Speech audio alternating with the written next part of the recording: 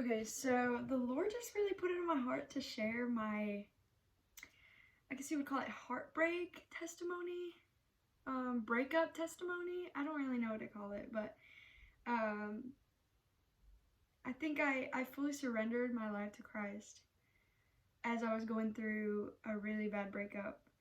And I had been following Jesus since 2018 fully.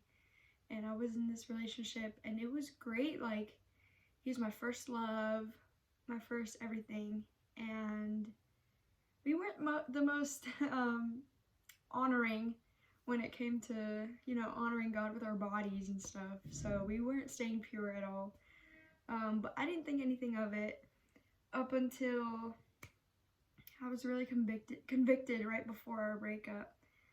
And I was like, we need to stop doing this. We need to, like, stop having sex.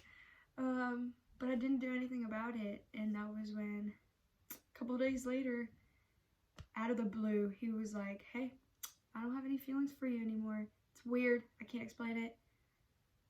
I thought I wanted to marry you. Now, like, it's changed, like, out of nowhere. And I'm like, well, that was the Lord hardening his heart, because I wasn't going to do it. I wasn't going to break up with him or stop doing what we were doing. And so, but it hurt so bad. And at this point, 2 weeks later, COVID hit. And so right out of the breakup, I was devastated, but I would like go out with friends, not like go out and drink or whatever, but just go out and have a fun time with my friends, try to get out as much as possible, just being out, which is a good way to just get your mind off of things. But then COVID hit, and so quarantine hit, and I just had to stay at home, and I'm like, man, this is the worst. Like, seriously, God, like, I can't even go out. I can't even get my mind off of it. Like, I just have to sit here in my feelings, in my thoughts, in my room, like, quarantined, and that was the hardest moment of my life. If you're going through breakup, something that my mom told me, and for some reason this was like the most encouraging thing. If you're going through a breakup and you're a Christ follower, the pain of heartbreak is something that is beyond any other kind of pain, beyond a loss, beyond anything that you can ever imagine. There is nothing like it. And heartbreak like that hurt worse than anything else. Like, I've never felt so much pain in my life. And so if you can get through it, you can get through anything. Those words that my mom told me, she was like, this is gonna be the worst pain you've ever felt. What you're feeling right now, it's not gonna get any worse than this. And that is true. It hurt more than the death of my brother. Like, as weird as that sounds, heartbreak, it just hurts the worse than anything else. And for some reason that was encouraging to me. So maybe that's encouraging to you. Like, I'm feeling right now the worst pain that I will ever feel. It doesn't get any worse than this. Like, I am at rock bottom when it comes to pain. To me, that was encouraging somehow. Don't know why. But I wanted to just kind of make a video of how I got through it, because I am on the other side, and just truth that has been spoken into my life as I was going through this heartbreak and the horrible thoughts that might come from the enemy. So number one, going out with friends and stuff, yes, like, it'll help you. And it helped me for that first, like, hit, I guess, that first, like, wave of, man, this is just happening right now. Like, I need to just go out with my friends. And that helped so much. If you have a good group of friends, like, they made me a breakup basket with all these cheesy lines, like goldfish because there's other fish in the sea, and all these things, and they were just really there for me. So I encourage you, like, maybe that's your parents. My mom also helped me a lot with that, just like being with them and going out, doing something fun, going shopping, whatever it is, eating ice cream, watching movies, all the cheesy, like, breakup things helped. But what helped the most is going even in the midst of quarantine, trying the most to get out and talking to people, even on Zoom. Like, I had Zoom calls with pastors and mentors and people and just ladies from the church that I'm like, hey girl, I'm just really struggling right now. Like, I'm depressed. Like, help me. You'll want to like just hop on Zoom, and for some reason talking about it with people, telling them my story, how I feel, just helped a lot. And so like getting on the phone with mentors, well, I did phone calls because it was COVID. Not that COVID is over. It feels like it's over, at least where I live. But going out, getting lunch, getting coffee, seeing their perspective of things, hearing their stories of getting through heartbreak and stuff just helped so much. Just kind of vent to them, and hearing so much wisdom back, so helpful in every way. Another thing is serving. That's one of the things. I'm giving you like the key, I don't know, I guess top 3 things. Talking to mentors and pastors, especially girls. I mean, only girls. I only really talk to girls that are really just close, like my small group leaders, because I was still in high school. So my small group leaders, and just the worship leader, she's a girl, and I was just like venting to her, and she's like, girl, like, hit me up whenever you want. And another thing is just serving the community. Because of COVID and the school shutting down, there is a lot of kids that don't get enough food. Like, they rely on the school lunches that they get for free for food. And so when schools close down, they can't get food. And so we went out to all these, we got a list of kids that needed food that depended on it, you know, from the school or whatever. And we went to all these container parks? No, that's not the right word. Just trailer home neighborhoods, and all these kinds of neighborhoods, and just gave food, like Chick-fil-A, like produce, like all these things, just packed. Got there early in the mornings, went and served food, and that just takes your mind off of yourself and your problems and your struggles in every way. And it's just like, I'm just gonna serve. And serving through difficult times is such a good medicine for the soul. Serving is good anyways, like at any point, at any time, but especially when your soul is weary and tired, or you're going through stuff, serving is such like good medicine. I live by that. And I know I'm rambling. I didn't really have a list. I'm just kind of rambling about things, but it was so cool. And most of these families were Hispanic, and I speak Spanish, and so it was like, oh my gosh, I'm just being used like as a vessel just for the Lord to, you know, talk to these people and pray with them and all these things. Like, that helped so much. And I did that all throughout the summer, and man, I wish I could go back. We still do it every month, but I'm like, it was like a daily, weekly thing, and it was so much fun. And just being with the group of believers, and just having fun, honestly, that changed a lot for me. And last but not least, the main thing is just crying out to God. Just having the most incredible moments when I feel like I fully surrendered my life to Jesus, and I was like, I'm only gonna live for you. Like, I don't care about anything else anymore. Like, I'm living for you. It was in those moments where I was so broken, just sitting in my room. Like, I'm looking around because I'm like, it was here where I had just incredible moments of worship. Just in my bed, like, crying out, like, God, what the heck is happening? Like, why is this happening to me? All these things. And at the same time knowing, like, you weren't honoring me at all with your relationship. How was I supposed to bless it?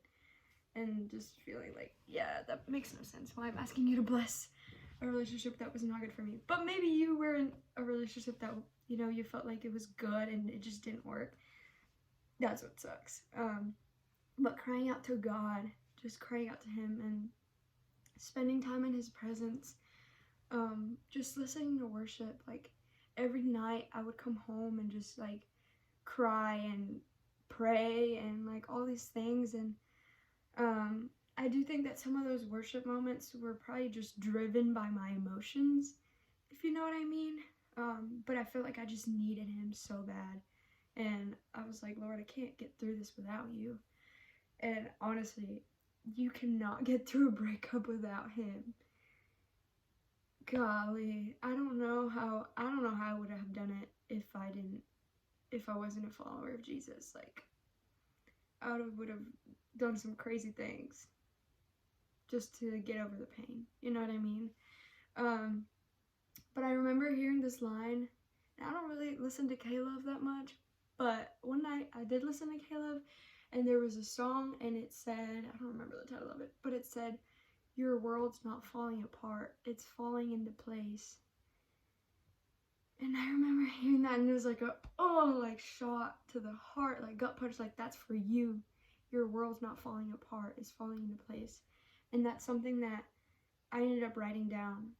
And I was like, your world's not falling apart, it's falling into place. It's falling into place, like it hurts, but there's gonna be so much goodness that comes out of it. And now that I'm on the other side, it's been 2 years. More than 2 years. 3 years? I don't remember anymore. See? I don't even know. 2020, so that's been 2 years. It feels like longer though. It's been so long and I'm on the other side and I'm like, I would not be there because of that heartbreak, I started seeking God.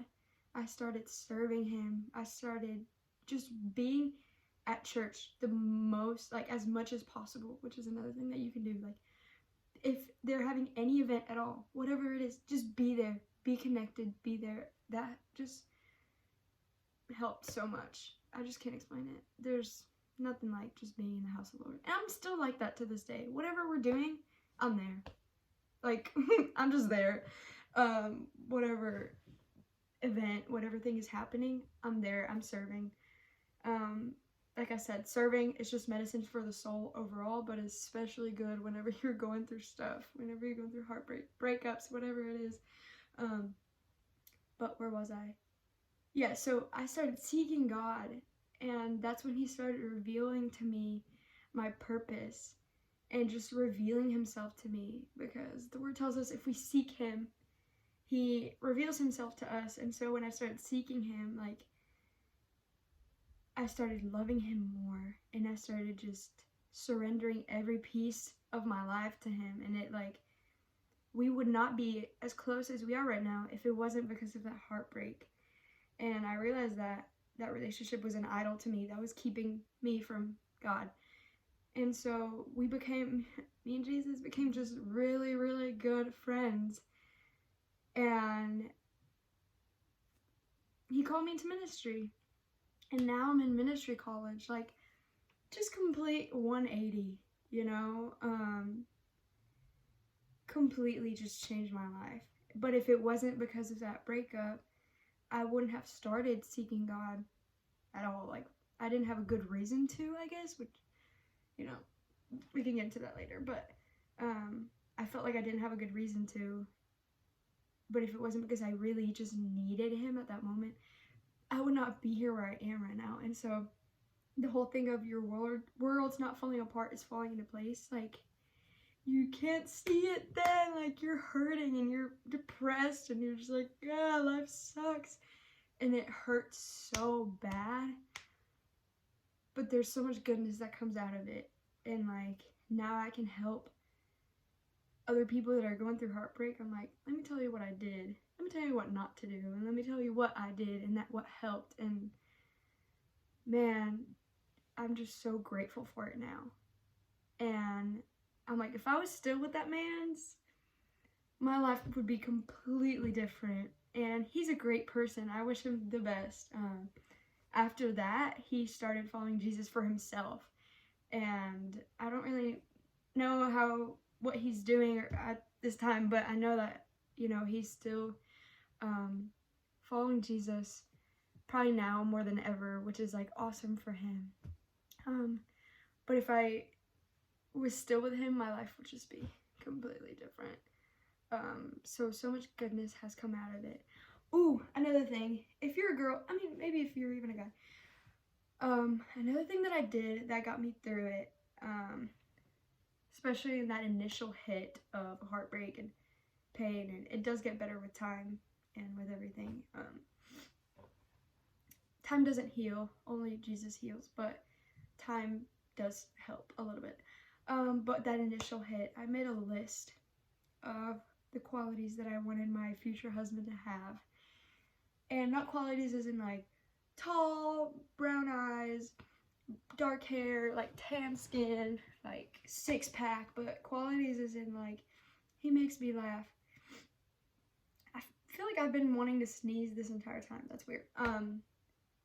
Just he makes me laugh. He makes me feel valued. He loves my family. He loves my culture. He wants to learn Spanish. He loves my siblings, my little baby. They're not babies anymore, but they're little siblings. My little siblings, like all these things, like a list. And I would look at that and just kind of like pray over it in faith that I'm like, okay, Lord, you're going to send me my future husband at the right time. And I'm just ready. Like, I'm excited for that. And like, seriously, just feel excited that the actual right person that is for you is coming to you at the right time. And looking at a list, like writing whatever it looks like I'm Hispanic, so the fact that my now boyfriend loves my culture and like just is all about my Mexican things, like that means so much to me. And just writing that down and just kind of like praying over it in faith, confident that the Lord's going to bring you the right person at the right time, and just putting it back down. And that was something that I like put in my mirror in the bathroom. And I was like, Lord, you're going to send me the right person at the right time. And I'm just so excited and happy and grateful that you will. And it'll be in your timing. And it's just going to be amazing whenever it happens. And just being excited for it. That got me through like the first months. Then later, I didn't really feel like I wanted a person. And so I would look at the list and I'm like, actually, good. Actually, good. I'm good. I don't really need anybody right now. And I remember I took the list down and I put it away. And I just stopped praying over it. I'm like, I'm content. I'm good by myself. I'm like, I'm busy with school. I don't really want anybody. And people will hit up my phone or whatever. And I'm like, I'm not interested. I'm good. And so when my now boyfriend just came into my life, I remember the list and I was like, let me pull it out. And I whipped it out just right where I literally threw it. It was right there. And all the qualities like he had, and I literally started crying. I was like, oh my gosh, the Lord, just at the right time whenever I wasn't even looking for somebody, just blessed me with the most amazing guy. And yeah, anyways, so just that's something that also got me through the first few months of it, because that's the worst part. It's just with the initial hit. And yeah, I hope this helped. And recap, talk to mentors and just people that you trust that have a relationship with Jesus and just have like that kind of Christian perspective. Serve everywhere and anywhere you can. Get out and serve your community in every single way possible. Just being at church in every event. If you find a church first that you love and serve there at like any time possible. Spend time with Jesus. Have intentional moments of worship. Just crying out to him for hours is what I would do. And just make a list. I guess that would be another thing, like what I said. Make a list of the qualities that you want your future husband to have, and be confident that the Lord will provide the right person for you at the right time. Not at your time, but at the right time, and that it's going to be amazing. And I remember just thinking, and picturing me and my husband and what we were gonna have, and just smiling at myself, even through heartbreak, just feeling a peace of like, the Lord's gonna give me the right person at the right time, so why am I worrying? And the Lord will do imaginably more than what you think. What you're praying for, that list, He's gonna do above and beyond. And like, just feeling confident in that and really believing that is what changed my life. So I hope that helped. I love you guys. I hope this helped somebody just going through heartbreak and all that jazz. But be strong. You got this. It does get better, even if it doesn't feel like it. And that's such a cheesy line, like, it'll get better, but it really does. And there's so much goodness that is going to come out of it. And yeah, leave a comment down below any other questions that y'all might have. And yeah, I'll see y'all later.